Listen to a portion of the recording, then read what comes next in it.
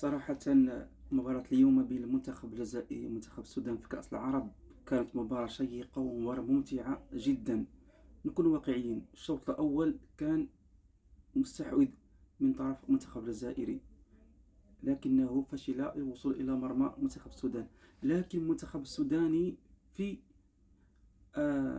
الشوط الثاني كان أقوى جدًا من المنتخب الجزائري.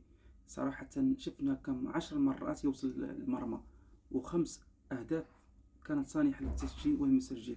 وبالتالي في هذه المباراة فصراحةً كان المنتخب السوداني كان يستحق أن يفوز بنقاط المباراة. مش أنا اللي نقولها كمغربي تقول نحقدوا على الجزائر، بالعكس حنا كنا خوا، بل التقنيين كلهم اجتمعوا على أن المنتخب يستاهل 3 نقاط. وتحية حب لهذا الجمهور العظيم وهذا البطل المقاتل صراحةً. بالتوفيق.